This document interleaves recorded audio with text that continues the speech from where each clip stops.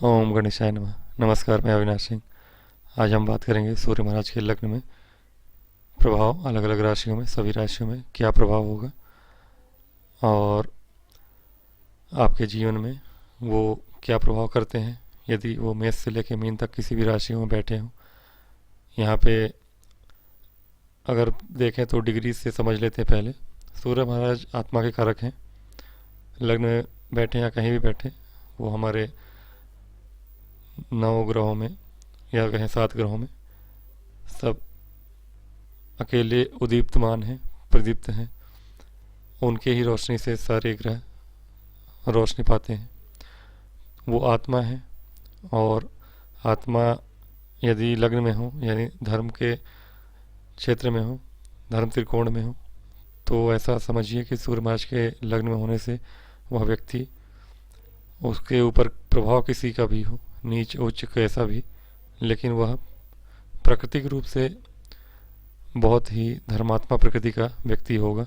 कहीं ना कहीं जीवन के पड़ाव पर हो सकता है 20-25 साल की उम्र तक वह व्यक्ति भटकता रहे, लेकिन अंततः वह एक धर्म के मार्ग पर चलने वाला व्यक्ति होगा।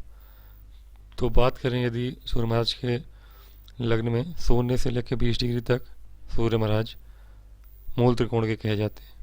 यदि मेष में हो तो उच्च के होंगे, तो उच्च के होकर मूल त्रिकोण में बैठे हों तो जीवन में जातक सभी सफलताओं को प्राप्त करने वाला, सभी कार्यों में अग्रणी होने वाला होता है। हो सकता है उसको चोट या पेट लगता हो, आँखों से थोड़ा कम दिखाई दे, आँखों की प्रॉब्लम हो, थोड़ा बाल भी झड़ने की प्रॉब्लम होती है सूर्य महाराज लग्न में हो तो। किंतु यदि वह उच्च के हैं, मित्र राशि के हैं, जैसे मंगल और गुरु की राशि में हो, चंद्रमा भी उनकी मित्र की राशि है, लेकिन वो उस राशि में स्थान बल से कमज़ोर होते हैं, इसलिए वहाँ कदाचित उस तरह का प्रभाव न दें जैसा कि प्रभाव वो बाकी के अपनी मित्र राशियों में देते हैं। अगर हम बात करें मेष में अगर बैठे हैं सूरज महाराज, उनकी 7वीं दृष्टि पड़ती है तुला पर, जो कि नीच की राशि है। सूर्य महाराज की नीच की राशि सप्तम भाव पर, जो कि शादी विवाह का घर है। तो शादी के या पार्टनरशिप के घर पे अगर उनकी नीच की दृष्टि पड़ती हो और सूर्य महाराज यहाँ पे स्वयं परमोच्च में बैठे हों 20 डिग्री या 15 डिग्री, 15 से 20 डिग्री के बैठे हों सूर्य महाराज, सप्तम पे दृष्टि जा रही है उनकी, तो वो स्वयं बली हैं।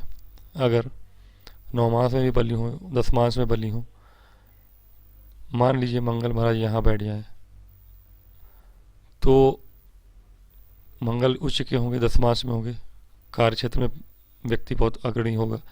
किंतु इसके लिए पार्टनरशिप विवाह का हो या व्यापार का हो, वो कभी भी सुखपूर्ण नहीं होगा।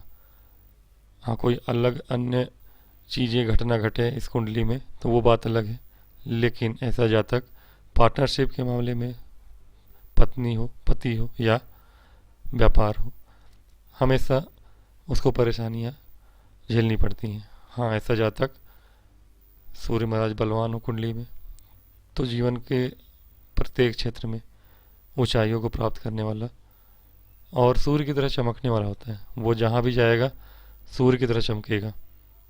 कहीं ना कहीं सूर्य की तरह चमकने का तात्पर्य है कि वो हर काम में अग्रणी होगा। यदि वो बच्चा बालपन में थोड़ा कष्ट देते हैं, लेकिन यदि दशा महादशा अच्छी चल रही हो, मित्र की दशा महादशा चल रही हो, तो वह जातक अपने प्रत्येक क्षेत्र में अग्रणी कहलाएगा।